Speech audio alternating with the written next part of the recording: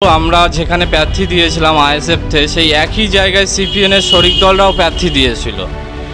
যদি সেই এখনও এরকম জোট হয় যে আমরা যেখানে প্রার্থী দেব ওনারা প্রার্থী দেবে, এরকম জোট হলে আমরা জোটের পক্ষে নয়। এটা কেমন জোট আমি জানি না, ওনারা কিন্তু ওনাদের শরিক দলকে যদি ম্যানেজ করতে পারে তাহলে আমরা জোটের পক্ষেই আছি।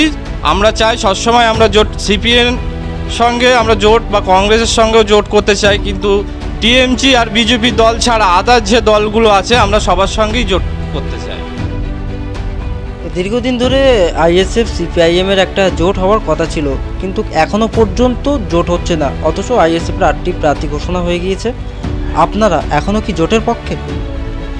দেখুন, আমরা বিগত দিনে যে ভোটটা হয়েছে বিধানসভা ও পঞ্চায়েত, আমরা জোটের পক্ষেই ছিলাম, কিন্তু আমরা যেখানে প্রার্থী দিয়েছিলাম আইএসএফ থেকে সেই একই জায়গায় সিপিএনের শরিক দলরাও প্রার্থী দিয়েছিল।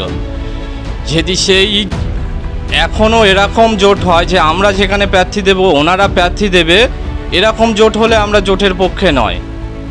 জোট মানে কি? জোট মানে হচ্ছে ওনারা যেখানে প্রার্থী দেবে আমরা ওনাদেরকে সাপোর্ট করব, বা আমরা যেখানে প্রার্থী দেবো ওনারা আমাদেরকে সাপোর্ট করব। আমরা মনে করি এর নাম জোট। আমরা প্রার্থী দেবো, ওনারাও প্রার্থী দেবে একই জায়গায়।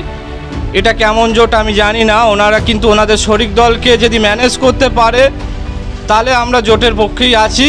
আমরা চাই সবসময় আমরা জোট সিপিএন সঙ্গে আমরা জোট বা কংগ্রেসের সঙ্গেও জোট করতে চাই, কিন্তু টিএমসি আর বিজেপি দল ছাড়া আদার যে দলগুলো আছে আমরা সবার সঙ্গেই জোট করতে চাই। একেবারে যাদবপুরে লোকসভা কেন্দ্রে তৃণমূলের প্রার্থী ঘোষণা হয়ে গিয়েছে শ্যাওনি ঘোষ, এবং সিপিএমের প্রার্থী সৃজন ভট্টাচার্য। আইএসএফের পক্ষ থেকে এখনও কোনো যাদবপুর লোকসভা কেন্দ্রে কোনো প্রার্থী দেওয়া হয়নি। যদি সিপিআইএমদের সঙ্গে জোট না হয় তাহলে কি একাই প্রতিদ্বন্দ্বিতা করার চিন্তাভাবনা রাখছেন আপনারা? হ্যাঁ, আমাদের উপরে যারা নেতৃত্বরা আছে রাজ্য কমিটি বা কেন্দ্র কমিটির, তারা এখনও জোটের পক্ষেই আছে, আলোচনা চলছে। যদি আলোচনার ভিতরে একমত না হয় তাহলে যাদবপুর থেকেও আমাদের আইএসএফ থেকে প্রার্থী দেবে, একাই লড়বে, লড়াই জারি থাকবে।